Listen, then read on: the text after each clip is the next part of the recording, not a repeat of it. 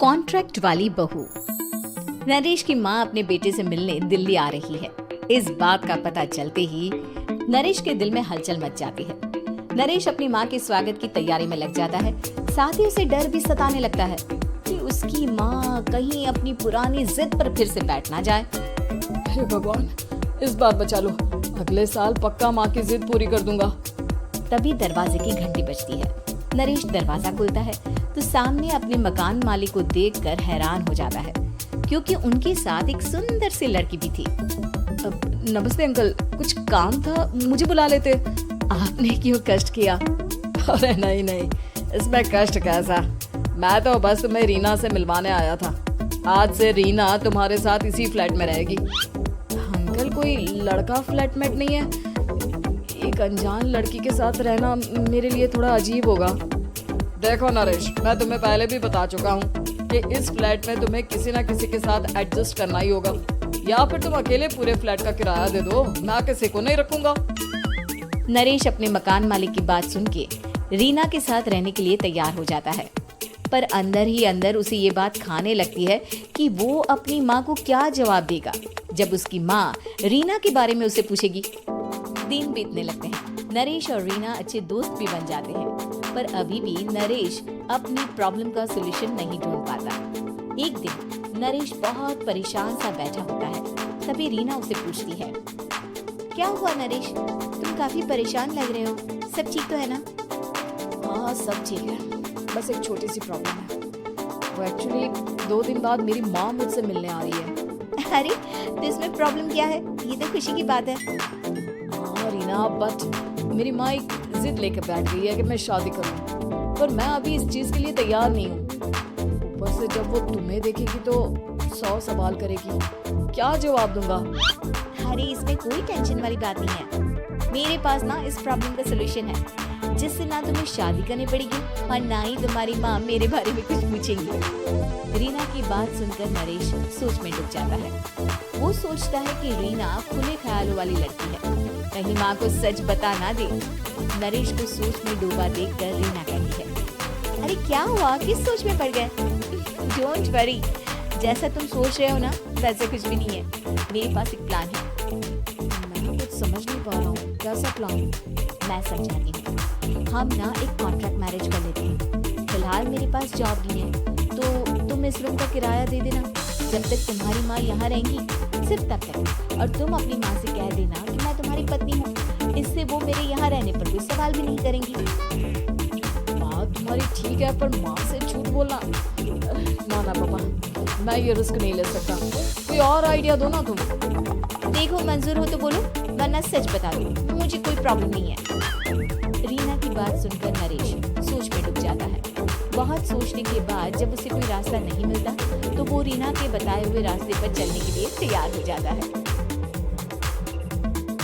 वो रीना से बात करता है और अपनी माँ की पसंद और नापसंद के बारे में बताता है।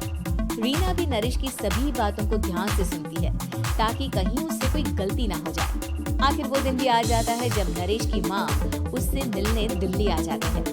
नरेश अपनी माँ को फ्लैट पर लेकर जाता है। जैसे ही नरेश की माँ फ्लैट के अंदर जाती है, रीना उसके पैर छू लेती है। ये देखकर नरेश की माँ थोड़ी घबरा जाती है और नरेश से पूछती है, अरे बेटा नरेश, ये कौन है? माँ, ये आपकी बहू रीना है। माफी चाहता हूँ, सब कुछ इतनी जल्दी में हुआ कि आपको बता ही नहीं पाया, इसलिए सोचा कि क्यों ना आपको सरप्राइज दिया जाए। अरे बेटा, मैं तो बस तेरा घर बसा हुआ देखना चाहती थी। हाँ, बहुत अरमान थे अपनी इकलौती बेटी की शादी को लेकर, लेकिन कोई बात नहीं, शायद किस्मत को यही मंजूर होगा। ये कहते ही नरेश की माँ रीना को गले लगा लेती है। रीना बेटिया, मेरा बेटा ना थोड़ा नादान है, पर तुम काफी समझदार लगती हो, और मैं जानती हूँ कि तुम इसका बहुत अच्छे से ध्यान रखोगी। माँ, आप चिंता मत कीजिए, मैं सब संभाल लूंगी। नरेश की माँ अपने बहू और बेटे के साथ खुशी खुशी रहने लगती है। दिन बीतने लगते हैं। नरेश की माँ और रीना का रिश्ता बहुत मजबूत होता चला जाता है। वो दोनों सारा दिन एक साथ रहती हैं और खूब बातें करती। इधर साथ रहते रहते नरेश और रीना भी एक दूसरे से प्यार करने लगते हैं। दोनों को इस बात का एहसास हो जाता है, फिर भी वो इस बात को छुपा कर ही रखते हैं। एक दिन नरेश की माँ और रीना शादी के बारे में बात करने लगते हैं। रीना बिटिया, ये तो नरेश ने मुझे बिना बताए शादी कर ली, वरना मैं तो अपनी इकलौती बेटी की शादी इतनी धूमधाम से करती कि सारी दुनिया देखती रह जाती। अच्छा माँ, आप ऐसा भी क्या करती नरेश और मेरी शादी में जो दुनिया देखती रह जाती? अरे बिटिया, एक माँ के अरमान तुम अभी नहीं समझोगी। मैं तो अपनी बहू को एक रानी की तरह लेकर आती और शादी भी बिल्कुल शाही अंदाज में करती, पर मेरे तो सारे अरमान ऐसे ही रह गए।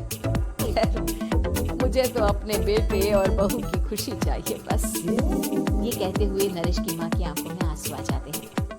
रीना भी ये सुनकर ख्यालों में खो जाती है, क्योंकि वो भी मन ही मन खुद को नरेश की पत्नी और उसकी माँ की बहू मानने लगी थी। शाम को जब नरेश ऑफिस से घर आता है तो रीना खुद को रोक नहीं पाती और नरेश के सामने उसकी माँ को अपने और नरेश के रिश्ते का सारा सच बता देती है। रीना की बात सुनकर नरेश की माँ दोनों से बहुत नाराज हो जाती है और घर वापस जाने की बात करने लगती है। तुम दोनों ने मुझसे सच छुपाकर बहुत ठेस पहुंचाई है मुझे। अब तुम लोगों के साथ नहीं रहना चाहती मैं। कल ही वापस चली जाऊंगी अपने घर। माँ, मुझे माफ कर दो, ये सब मैंने रीना के कहने पर ही किया है, वरना मैं भी आपको कभी ठेस पहुंचाने के बारे में सोच भी नहीं सकता। हाँ माँ, हमने ये सिर्फ आपका दिल रखने के लिए किया, प्लीज हम दोनों को माफ कर दीजिए। तुम दोनों ने मेरे अरमानों के साथ खिलवाड़ किया है और वैसे भी मुझे अपने बेटे के लिए एक अच्छी लड़की ढूंढनी है, इसलिए मेरा यहाँ से जाना ही बेहतर होगा। माँ की ये बात सुनकर रीना खुद को रोक नहीं पाती। माँ, क्या मैं आपके घर की बहू बनने लायक नहीं हूँ? रीना की बात सुनकर नरेश हैरान रह जाता है। नरेश की माँ भी कुछ समझ नहीं पाती। मैं कुछ समझी नहीं, आखिर तुम कहना क्या चाहती हो? माँ, मैं वो नरेश से बहुत प्यार करती हूँ और साथ ही साथ मैं आपको भी अपनी माँ मान बैठी हूँ। आज जब आपकी बातें सुनी तो खुद को रोक नहीं पाई, इसलिए सारा सच आपको बता दिया। रीना की बात सुनकर नरेश की माँ की आंखों में आंसू आ जाते हैं और वो अपने बेटे नरेश और रीना को गले लगा लेती है।